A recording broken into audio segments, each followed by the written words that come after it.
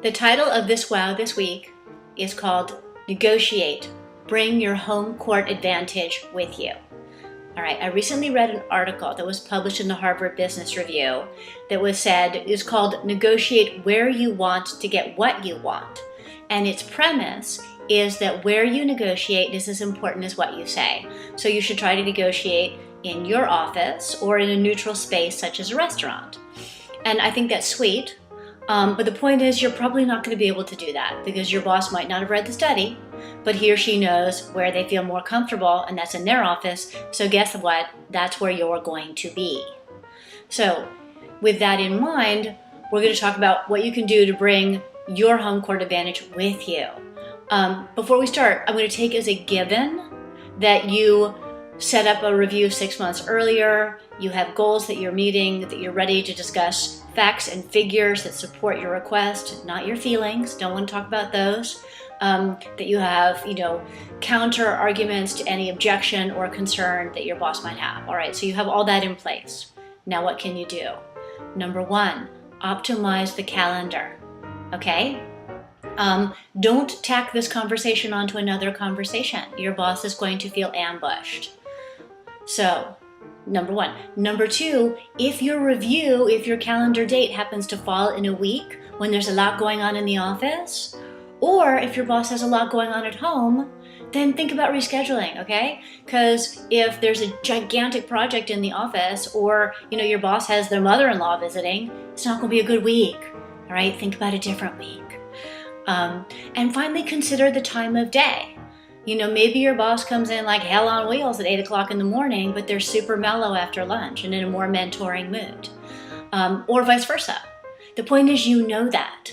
So schedule your review into a time when you know that they're more relaxed and more willing to listen and more willing to have more of a give and take conversation. All right, that's optimizing your calendar. Second part is look good, feel good, all right? We all know we're supposed to dress for the job that we want, not the job that we have. At no time is this more important than on the day you're asking for a raise, okay? Not the day to come in looking crummy. So make sure you're looking very sharp.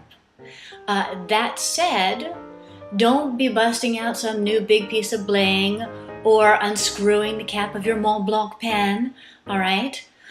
Because fancy jewelry or a very ritzy accessory is not going to make your boss think you need the raise, okay? I know this doesn't sound fair, but the fact is that it's true.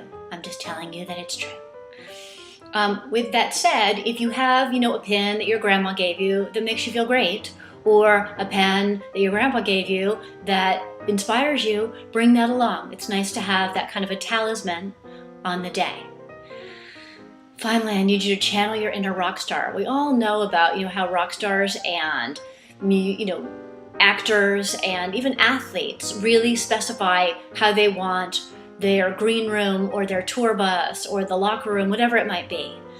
They get very specific about temperature and furnishings. What can you control? Well, for starters, you probably know the temperature in your boss's office.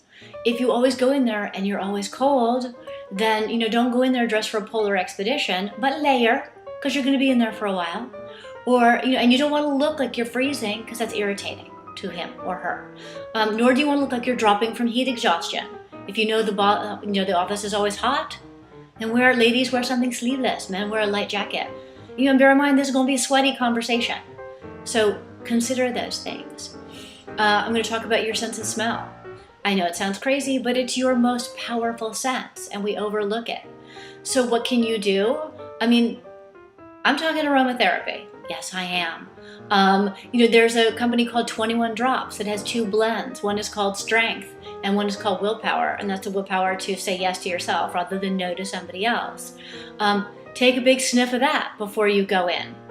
Not a big sniff of scotch, but, can it hurt? I don't see how it can hurt. And guess what? The $29 investment you're going to make is probably going to be offset by your raise.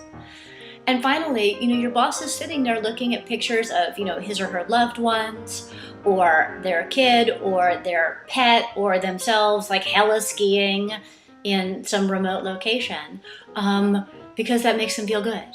So, why not tuck a picture in your own pile of papers of yourself doing any of those things or someone that you love, so that when you need to take a moment and consider a response, you can look down and get that momentary inspiration.